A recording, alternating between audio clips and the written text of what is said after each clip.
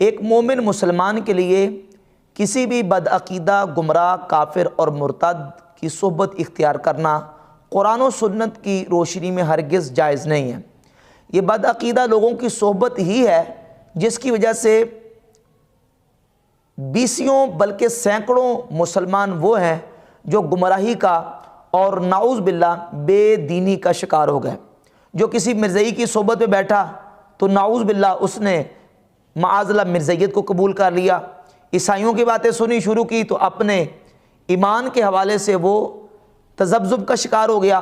اسی طرح ملحدین کی بات سنی تو اپنے ایمان سے وہ دور ہو گیا۔ اسی طریقے سے کسی بد مذہب اور گمراہ کی بات سنی تو اپنا ایمان برباد اور خراب کر بیٹھا۔ کسی بد مذہب، بدعقیدہ کی صحبت ایک مسلمان کے لیے زہر قاتل کی حیثیت رکھتی ہے، ہرگز قرآن و سنت کی روشنی میں یہ جائز نہیں ہے۔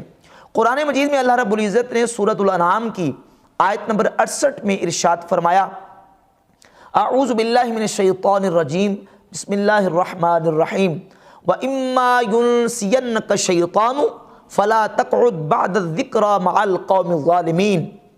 اور اگر شیطان تجھے بلا دے، اے سننے والے، اگر شیطان تجھے بلا دے، فَلَا تَقْعُدْ بَعْدَ الذِّكْرَى مَعَ الْقَوْمِ الظَّالِمِينَ، تو یاد آنے کے بعد ظالموں کی قوم کے پاس مت بیٹھ۔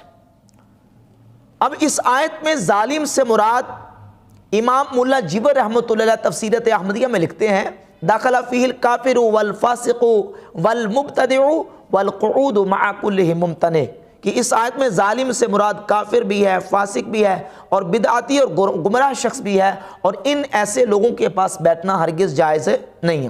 والقعود مع کلہ ممتنع، ایسے لوگوں کے پاس بیٹھنا ناجائز ہے۔ حافظ ابن کثیر اپنی کتاب تفسیر ابن کثیر میں اسی آیت کے تحت لکھتے ہیں، والمراد بہذا کل فرد من احاد الامہ اللہ یجلسوا مع المکذبین، لکھتے ہیں کہ امت کے ہر فرد کے لیے یہ لازم ہے کہ وہ ایسے مکذبین کے پاس مت بیٹھے، الذین یحرفون آیات اللہ، جو اللہ کی آیتوں میں معنوی تحریف کرتے ہیں اور تحریف معنوی کے مرتکب ہیں، وَيَدَعُونَهَا عَلَى غَيْرِ مُبَادِعِهَا، اور قرآن کی آیتوں کو اس کے غیر محل میں رکھتے ہیں، یعنی اس کا مفہوم بگاڑ کر پیش کرتے ہیں، اس کا معنی اور مراد بگاڑ کر پیش کرتے ہیں۔ فَإِن جَلَسَ أَحَدٌ مَعَهُمْ نَاسِيًا فَلَا تَقْعُدْ بَعْدَ الذِّكْرَى، بعد التذکر، کہتے ہیں کہ یاد آنے کے بعد ایسے لوگوں کے پاس بیٹھنے کی اجازت نہیں ہے۔ تو جو بندہ گمراہ بے دین ہو جائے یا کفر اختیار کر لے تو ایسے شخص کی صحبت کسی مسلمان کے لیے قرآن و سنت کی روشنی میں جائز نہیں ہے۔ سرکار دو عالم صلی اللہ تعالیٰ علیہ وسلم کی بے شمار اس پر احادیث موجود ہیں۔ صحیح بخاری کی حدیث نمبر 4547 اور صحیح مسلم کی حدیث نمبر 1126، اور اس کے علاوہ دیگر کتب حدیث میں یہ کثرت کے ساتھ کتب حدیث میں حدیث موجود ہے۔ ام المومنین سیدتنا عائشہ صدیقہ رضی اللہ تعالیٰ عنہ فرماتی ہے کہ نبی کریم صلی اللہ علیہ وآلہ وسلم نے سورہ آل عمران کی آیت نمبر 7 تلاوت فرمائی، هو الذی انزل علیک الکتاب منہ آیات محکمات ہن ام الکتاب، فرمایا کہ وہ ذات جس نے آپ پر کتاب نازل فرمائی، اس کتاب میں اسی میں سے آیات محکمات ہیں، وہ کتاب کی اصل ہے، وَأُخَرُ مُتَشَابِهَاتٌ، اور دوسری آیات متشابہات ہیں۔ فَأَمَّا الَّذِينَ فِي قُلُوبِهِمْ زَيْغٌ، پس وہ لوگ جن کے دلوں میں کجی اور ٹیڑھ ہے، فَيَتَّبِعُونَ مَا تَشَابَهَ مِنْهُ ابْتِغَاءَ الْفِتْنَةِ وَابْتِغَاءَ تَأْوِيلِهِ، جن لوگوں کے دلوں میں کجی اور ٹیڑھ ہے وہ فتنہ تلاش کرنے کے لیے اور اس کی تعویل تلاش کرنے کے لیے ایسی متشابہات کے پیچھے چلتے ہیں۔ حضور علیہ الصلوۃ والسلام نے یہ پوری آیت تلاوت فرمائی، اور آیت تلاوت فرمانے کے بعد فرمایا فَإِذَا رَأَيْتُمُ الَّذِينَ یتبعون ما تشابہ منہ، فرمایا کہ جب تم ایسے لوگوں کو دیکھو جو متشابہات کے پیچھے چلنے والے ہیں، فَأُولَئِكَ الَّذِينَ سَمَّ اللَّهُ، یہی لوگ ہیں جن کا ذکر اللہ نے فرمایا، فَاحْذَرُوهُمْ، تم ان سے بچو۔ کیسے لوگوں سے؟ جو آیات متشابہات کے بارے میں غور و خوض کرنے والے ہیں اور آیات متشابہات کے پیچھے چلنے والے ہیں۔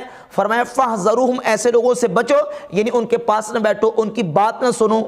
کیوں؟ اس لیے کہ ان کی بات سنو گے تو وہ تمہیں گمراہ کریں گے۔ سرکار دو عالم صلی اللہ علیہ وآلہ وسلم کی حدیث صحیح مسلم میں حدیث نمبر 16 ہے، ارشاد فرمایا کہ ایسے لوگ آخری زمانے میں آئیں گے جو دجال اور کذاب ہوں گے، جھوٹے ہوں گے، اور تمہارے سامنے وہ حدیث بیان کریں گے جن کو تم نے اور تمہارے آباء و اجداد نے نہ سنا ہوگا. فرمایا فَإِيَّاكُمْ وَإِيَّهُمْ لَا يُضِلُّونَكُمْ وَلَا يُفْتِنُونَكُمْ. اب تم نے کیا کرنا ہے کہ تم نے ان سے بچ کر رہنا ہے اور ان کے قریب نہیں جانا. لا يضلونکم ولا یفتنونکم, کہیں وہ تمہیں گمراہ نہ کر دیں اور کہیں وہ تمہیں فتنے میں مبتلا نہ کر دیں. اب اس حدیث کا مفہوم اور مطلب سمجھیں. اس حدیث کا مصداق کون لوگ ہیں؟ ایک تو وہ لوگ جو سرے سے جھوٹی حدیث گڑ گڑ کے لوگوں کے سامنے پیش کر کے لوگوں کو گمراہ کرنے کی کوشش کرتے ہیں, وہ لوگ بھی اس حدیث کا مصداق ہیں. اور دوسرے وہ لوگ جو احادیث تو بیان کریں گے لیکن ان احادیث میں معنوی تحریف کریں گے اور اپنا باطل مقصد اس میں گسیڑ کر لوگوں کو گمراہ کرنے کی کوشش کریں گے, وہ بھی اس حدیث کا مصداق ہے. ایسے لوگوں کے پاس بھی بیٹھنے کی اجازت نہیں ہے. فرمایا ایاکم و ایاہم, تم ان سے بچو اور ان کو اپنے آپ سے دور رکھو. لا یضلونکم ولا یفتنونکم, کہیں وہ تمہیں گمراہ نہ کر دیں, کہیں وہ تمہیں فتنے میں مبتلا نہ کر دیں. اب ان حدیث کے بعد سرکار دو عالم صلی اللہ علیہ وآلہ وسلم کے صحابہ کرام علیہ رضوان کا طرز عمل اور ان کا طریق کیا تھا, تابعین کا اور پھر اس کے علاوہ سلف صالحین کا عمل کیا تھا. امام ابن بطہ اپنی کتاب الابانہ کی جلد نمبر 1 کے صفحہ نمبر 180 پر روایت نمبر 354 اور 355 لے کے آئے ہیں.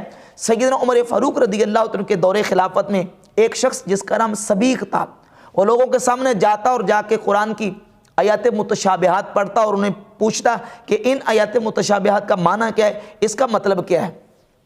لوگوں نے سیدنا فاروق اعظم رضی اللہ تعالیٰ کو آ کے بتا دیا کہ سبیق نامی ایک شخص ہے, وہ لوگوں کو آیات متشابہات پڑھ پڑھ کے اس کا معنی لوگوں سے پوچھتا ہے.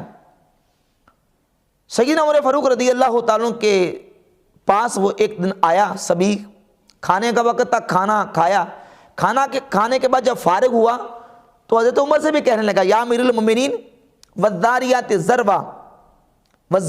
ذروا فالحاملات وقرا, یہ آیتیں پڑھی اور معنی پوچھنے لگا کہ اس کا معنی کیا ہے. تو حضرت عمر نے فرمایا انت ہوا, تو وہی ہے یعنی جس کے بارے میں لوگوں نے شکایت کی ہے. فقام الیہ, سیدنا فاروق اعظم کھڑے ہوئے, وحسر عن ذراعیہ, اور اپنی آستینیں اوپر چڑھانے لگے. فلم یزل یجلدہ حتی سقطت امامتہ, حضرت عمر نے اس کو اتنا مارا حتیٰ کہ اس کا سر سے امامہ گر گیا. اور فاروق اعظم رضی اللہ تعالیٰ عنہ نے فرمایا والذی نفس عمر بیدہ لو وجدتک محلوکا لضربت رأسک, اگر فرمایا اس ذات کی قسم جس کے دست قدرت میں عمر کی جان ہے, اگر میں تجھے دیکھتا کہ تیرا سر مونڈا ہوتا تو میں تیری گردن اڑا دیتا.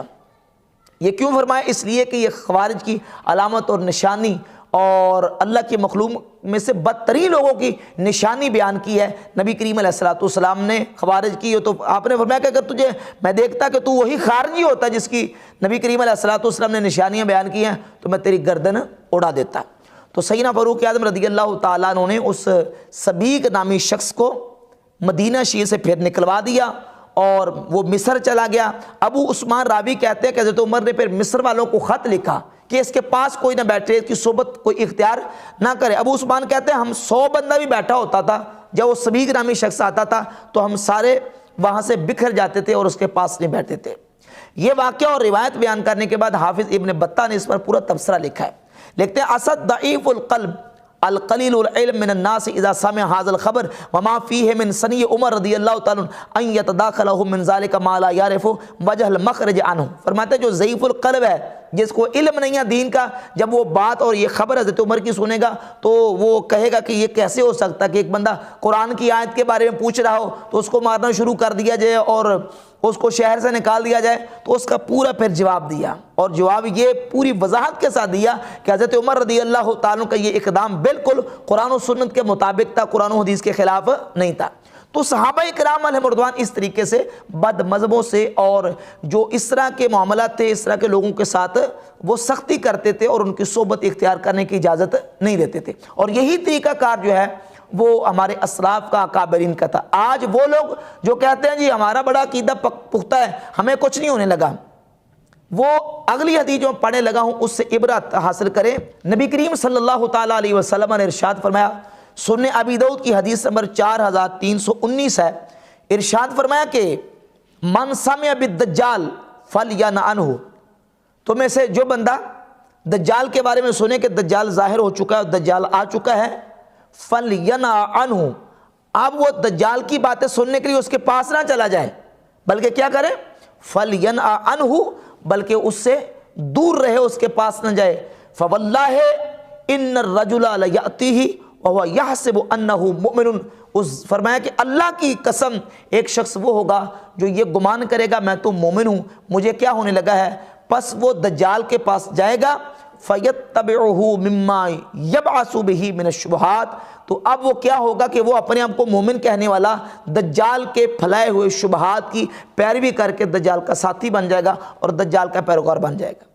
آج لوگ کہتے ہیں فلاں بندہ اس کے بڑے فالورز ہیں، بڑے ماننے والے ہیں، تو بھائی بات یہ ہے کہ جب دجال دعویٰ کرے گا اس کے ماننے والے بھی کھڑے ہوں گے، اور کئی ایسے مومن مسلمان ہوں گے جو اس کے پیروکار بن جائیں گے۔